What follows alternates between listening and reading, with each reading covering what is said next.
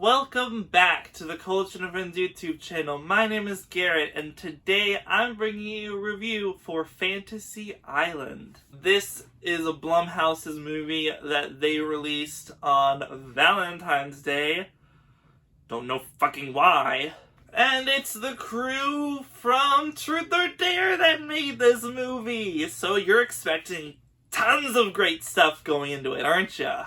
So I didn't see this movie in theaters because the trailers made it look bad, and a review I saw, which I accidentally watched a couple for this movie before, I just wanted to avoid this movie until I could forget what those reviewers said and give it my own thoughts. So I watched it during quarantine, and what a fucking waste of time it was! This movie pisses me off so much because it's such a pretentious film that it thinks it can pull one over on the audience. I'm gonna fucking talk about spoilers in this movie. It's been out since Valentine's Day.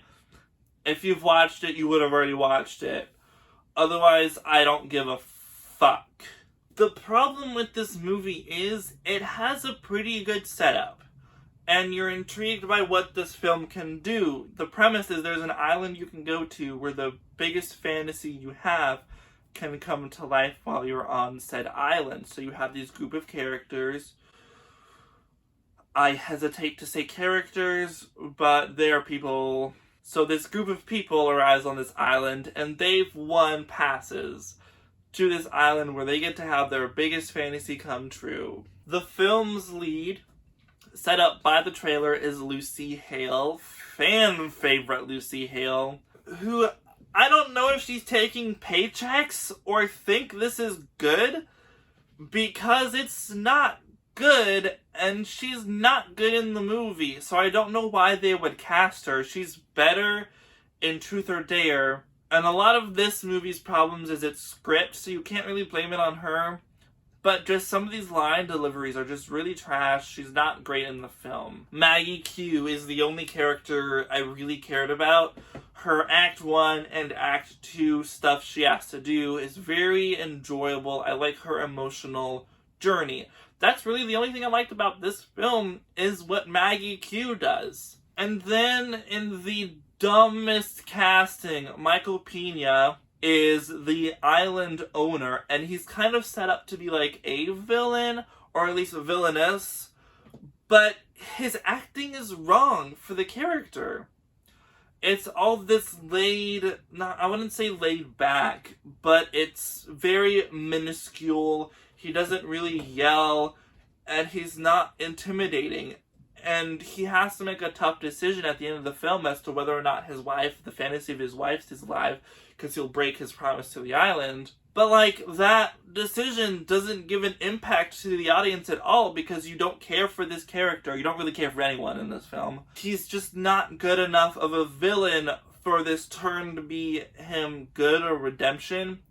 It doesn't matter, because you never felt like he's been to the point that a redemption would be a good thing for his character. Hey Blumhouse, these characters are dumb. Stop making us have these bro jock characters in your movies. They're never good. They're incredibly fucking annoying. And when they die, who cares? Because you don't feel for them. And even then, the finale on this movie brings back one of the characters that gets killed, and the other one, his brother, stays on the island. But it's like, it's not deserved. Nothing in this movie is deserved, especially the fucking third act twist, where Lucy Hale has been the one behind this the whole time. All of the other main characters in the film had something to do with how her first date or second date, that dude, how he died. So she wants to take revenge, and her fantasy is to have all these people die. And Lucy Hale's acting in this third act is fucking bad. It's PG-13 horror, and it's dumb. It's not scary. Her whole twist into being a villain is just stupidly done, to where when she's stabbing the military dude multiple times, you feel like that's just a duplicate of her, which they set up that duplicates can happen with her high school bully that's on the island as well, because she brought her there. It's a really confusing movie, and this third act just makes everything else before it worthless and bad. This is incredibly self-indulgent, but I consider myself to be someone of a higher intelligence, high IQ, and the way these characters are separated in the third act makes no sense. It's like a cut from one scene to another, and for some reason a character is gone. They're like, where did this character go? I don't know. We didn't see the character walk away. So it doesn't make sense what happens. And then third act scares. You think it's this big finale, but these scares aren't scary. What's happening to the characters doesn't matter. One character dies, another character dies. It's pointless and boring and infuriating to me.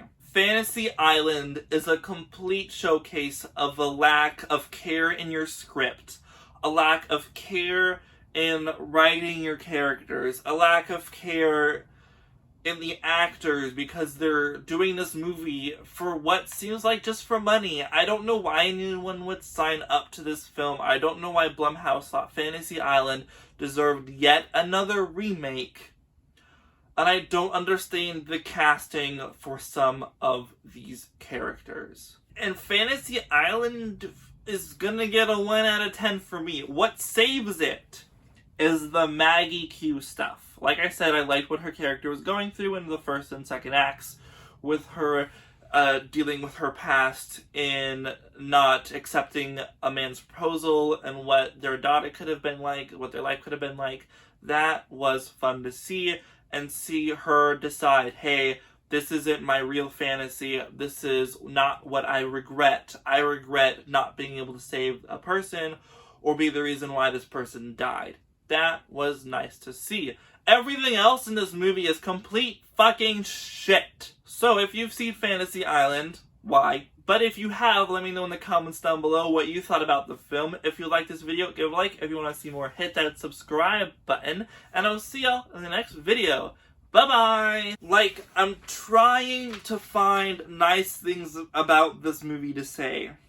To try and, like, give depth to this review other than me just, like, taking a dump on it. But all I can feel is, like, anger from this movie. And it's really annoying, and I don't care anymore. I don't want to give this movie any more thought.